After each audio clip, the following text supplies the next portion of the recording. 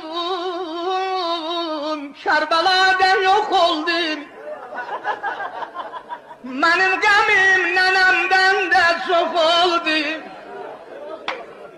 Öz bibime diyemedim derdimi, her nizcilim kalbimde bir ok oldu.